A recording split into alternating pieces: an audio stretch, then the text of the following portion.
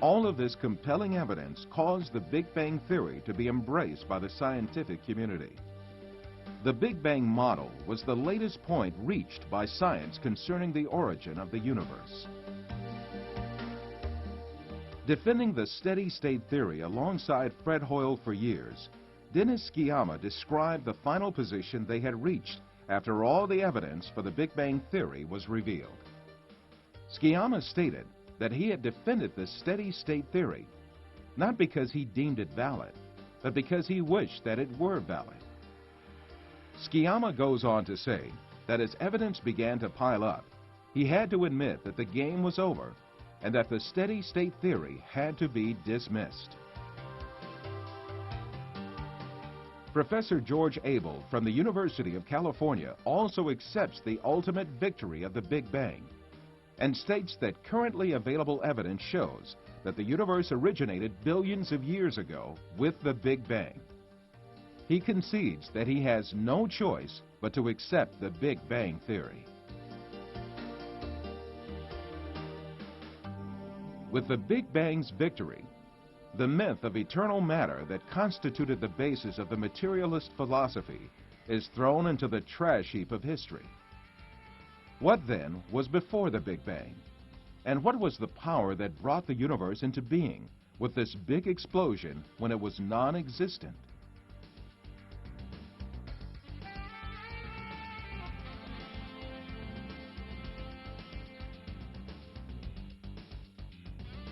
This question certainly implies, in Arthur Eddington's words, the philosophically repugnant fact for the materialists, that is, the existence of a creator. The renowned atheist philosopher Antony Flew comments on the issue. Notoriously, confession is good for the soul. I will therefore begin by confessing that the Stratonian atheist has to be embarrassed by the contemporary cosmological consensus. For it seems that the cosmologists are providing a scientific proof that the universe had a beginning.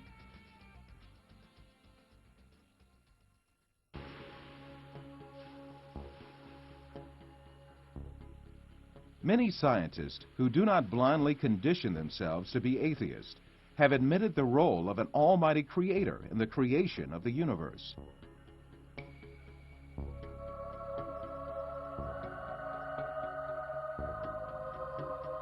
This creator must be a being who has created both matter and time, yet who is independent of both.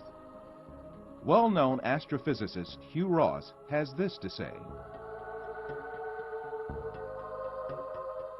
if time's beginning is concurrent with the beginning of the universe, as the space theorem says, then the cause of the universe must be some entity operating in a time dimension completely independent of and pre-existent to the time dimension of the cosmos.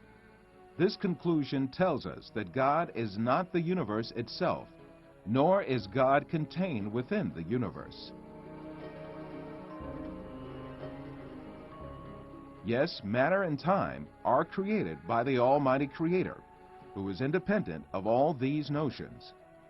This Creator is Allah, who is the Lord of the heavens and the earth. In truth, the Big Bang caused much greater trouble for the materialists than the above confession of the atheist philosopher Antony Flew. For the Big Bang not only proves that the universe was created out of nothing, but also that it was brought into being in a very planned, systematic, and controlled manner.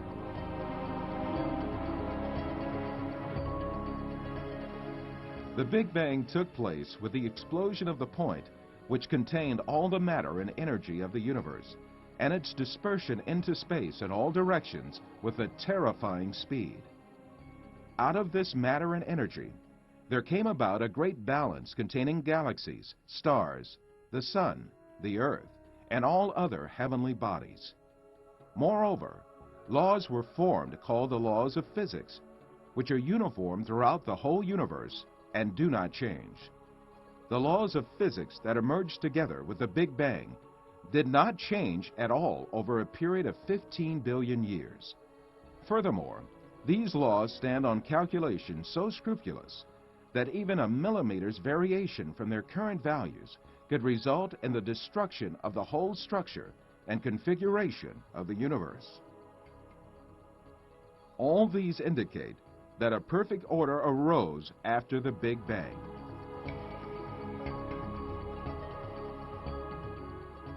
Explosions, however, do not bring about order.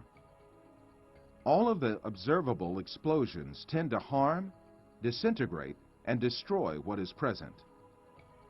If we were to be introduced to a very detailed order after an explosion, we then might conclude that there was an intelligent intervention behind this explosion, and that all the pieces dispersed by the explosion had been made to move in a very controlled way. The quote from Sir Fred Hoyle, who finally had to accept the theory after many years of opposition to the Big Bang theory, expresses this situation very well.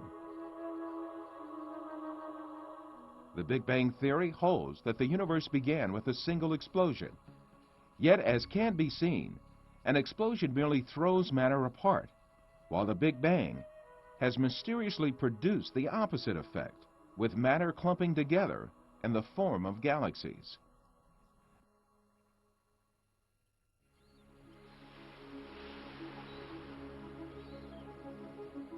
No doubt, if a great order arose with an explosion, then it should be accepted that the intervention of a creator is involved in every moment of this explosion. Another aspect of this extraordinary order formed in the universe following the Big Bang is the creation of a habitable universe.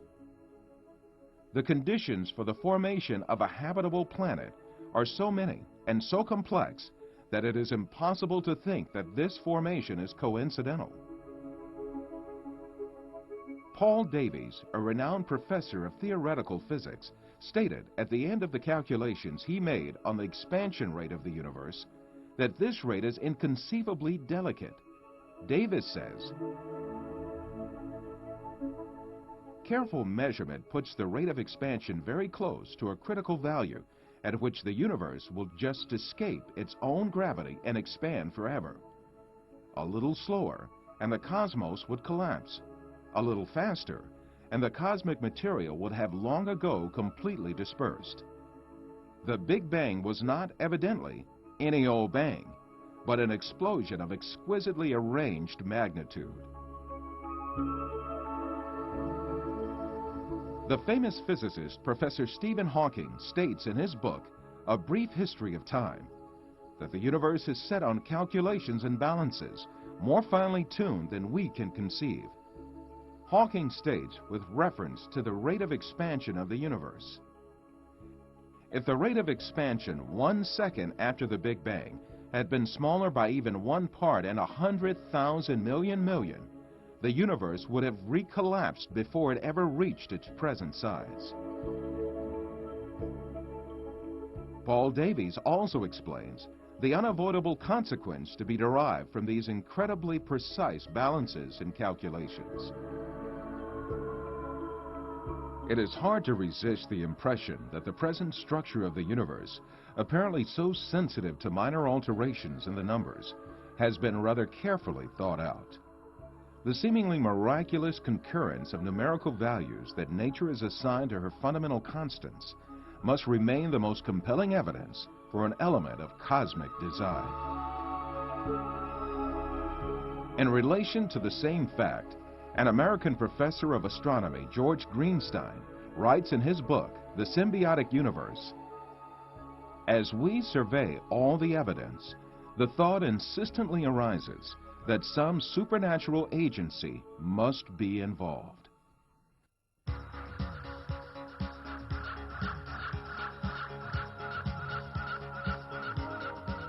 Briefly, when we examine the glorious system of the universe, we see that the existence of the universe and its workings rest on extremely delicate balances and an order too complex to be explained away by coincidental causes.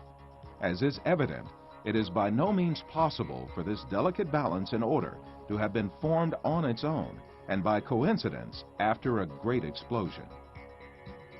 The formation of such an order following an explosion such as the Big Bang is a clear evidence of a supernatural creation. This matchless plan and order in the universe certainly proves the existence of a creator with infinite knowledge, might, and wisdom, who has created matter from nothing and who controls and manages it incessantly. This creator is Allah, the Lord of all the worlds.